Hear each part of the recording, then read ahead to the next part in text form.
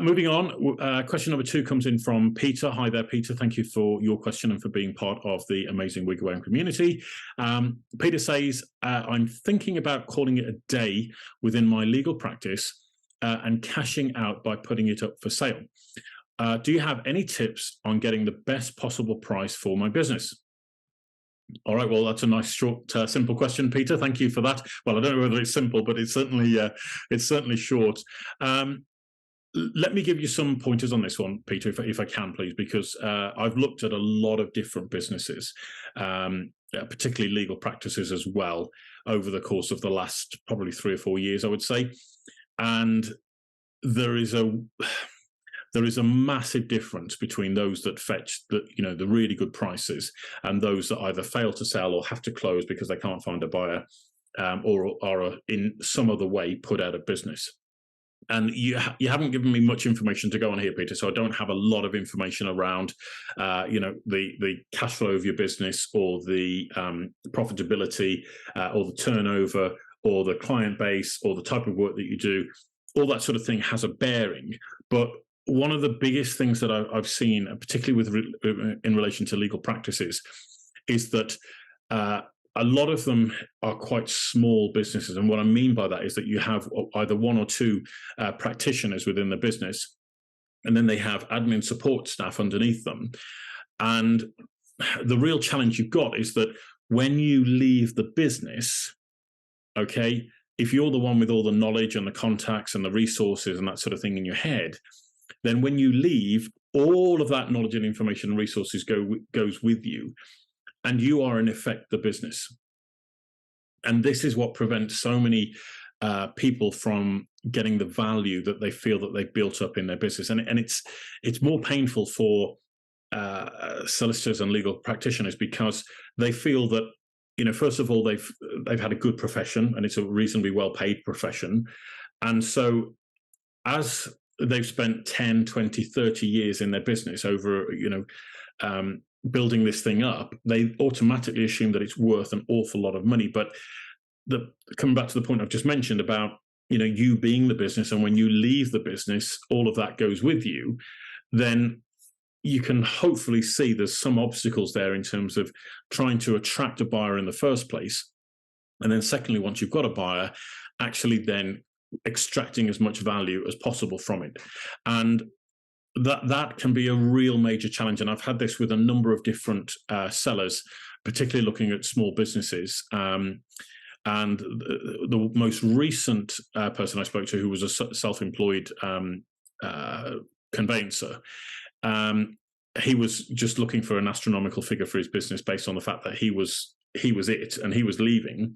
And I'm like, well, but I can't see the value there because, you're going, and all the rest of the business is left to, fend for itself, if you like. I'm coming in as a non-lawyer, for example, and I might be able to help build the business, but I actually need people to do the work as well. And so there is much greater value, I found personally, from looking at legal practices in the, shall we say, £750,000 a year turnover and above, because generally there's not a single point of responsibility. There's actually usually some kind of board of directors. And then you've got several other staff in place who are used to dealing with the day-to-day functioning of the business, okay? And again, the second thing that I see with a lot of businesses is that they don't have clear systems in place, which means having some kind of systems manual or some kind of operations manual where anybody coming into the business from an outsider's point of view could pick that manual up, start to read through it, and actually be able to carry out operations within the business and, sort of slip into somebody else's shoes as quickly as possible. And without those systems in place, there really is a huge amount of value that people are leaving on the table when it comes to selling their business. And I'm just being frank with you here, Peter, because I think, you deserve honest, forthright advice based on your question here. The third thing I see as well, Peter, is that depending upon how big the business is, and this may not apply in legal practice because, you guys are fairly straightforward in terms of the numbers side of things, but what I have seen with a lot of other entrepreneurs when they look to sell their business is, as a self-employed person, or a small business owner, what they tend to do is they, shall we say, present almost two sets of books on the business. So one is their own internal books as to how much money they're making, and the second is actually the books that they present to the taxman, as it were. And there can be a bit of a difference between those two books. And I'll give you an example. We actually looked at a business in America. I won't say where it is or what it was, but it was a really interesting business, and it was kind of close to my heart for a number of different reasons. I say I won't go into it because it could give it away. But we walked around this business, fell in love with it. I thought, yeah, this could really, really work. And I said, let's have a look at your books. And the guy was like, oh, we don't actually have any books. And I said, what do you mean you don't have any books? He said, well, because we have we make a certain amount of profit, but actually, we really make a huge amount of profit in the business. And I'm like, okay, but how do I verify that if I don't have any books, right?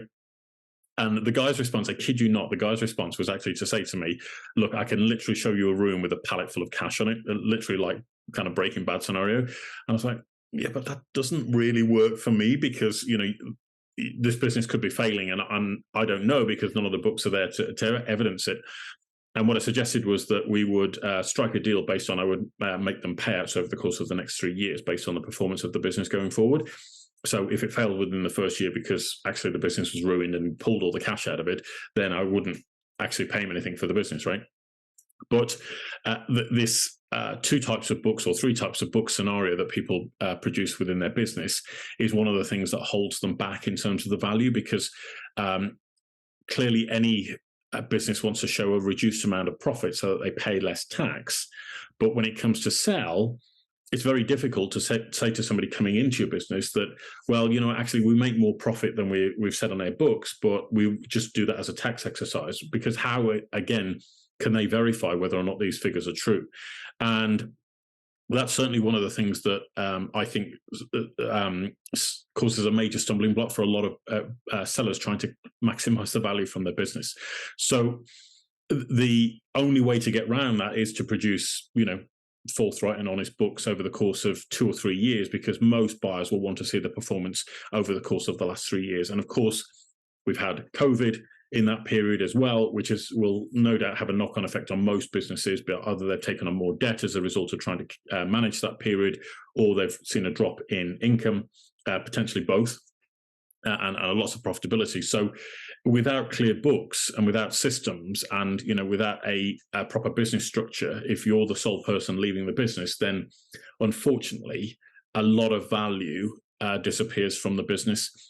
And I forget the exact stats on this, but it's something like the amount of businesses that are actually put up for sale that actually sell is only about 1 in 10. I could be wrong on that stat, but I seem to remember those were the stats that I read on somebody who'd done a lot of research on this about the number of businesses that actually get put up for sale, particularly smaller businesses, and only about 1 in 10 actually ends up selling. The rest are either get withdrawn from the market or they're forced to close as a result of the business owner wanting to retire.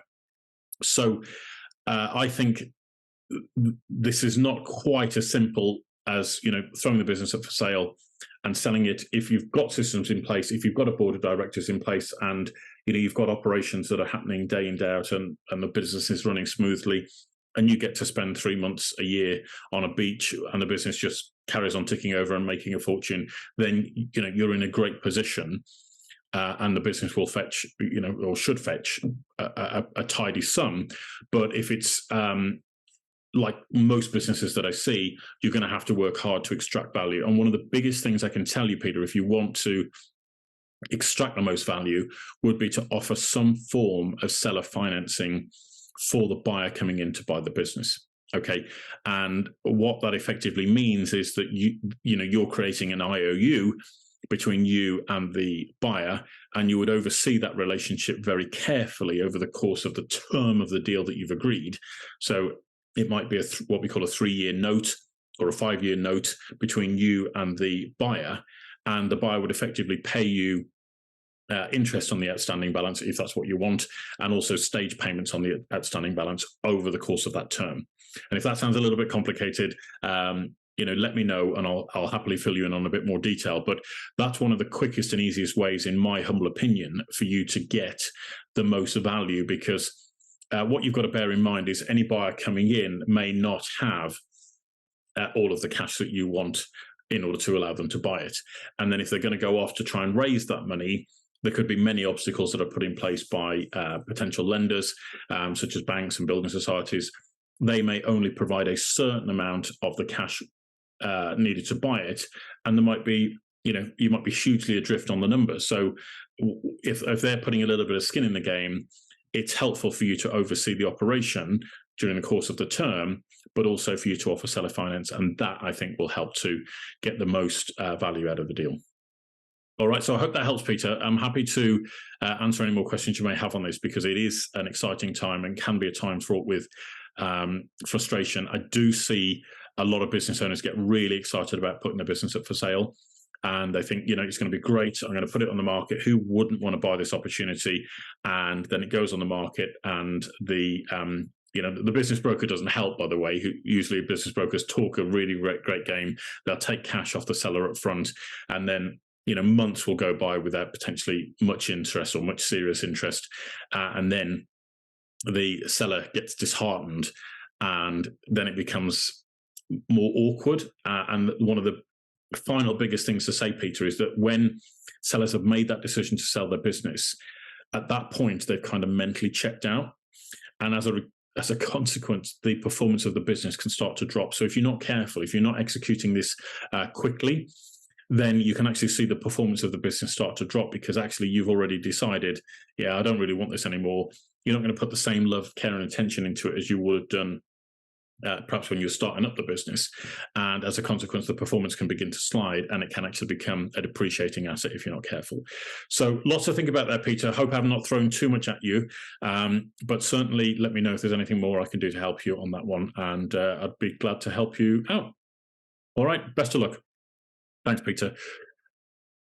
So, ladies and gentlemen, thank you once again for your time, care, and attention today by being part of the webinar. Really appreciate it. We're here every week doing this to answer any of your property-related questions, whatever they may be, whether you're an estate agent, conveyancer, letting agent, removals expert, surveyor, or a mortgage broker, or anybody else connected with the entire process. We're here week in, week out to answer your important and pertinent questions, whether that's business-related, property-related, or anything else. So feel free to send them in to us. You can send them through to us on email, which is happytohelp@wiggywam.co.uk. That's happytohelp@wiggywam.co.uk. You can also go to our website, which is wiggywam.co.uk. That's wiggywam.co.uk, and connect with us there and send your questions in. Or you can find us on Twitter. Our Twitter handle is @WiggyWam_UK. So that's @WiggyWam_UK. And we'd be delighted to see you on a future episode of our webinars very soon. So that's all from me today, guys and girls. Happy New Year to you all once again. Wishing you all the very, very best. And we're always here to help and assist wherever we can. All right. You take care. See you soon. Bye-bye.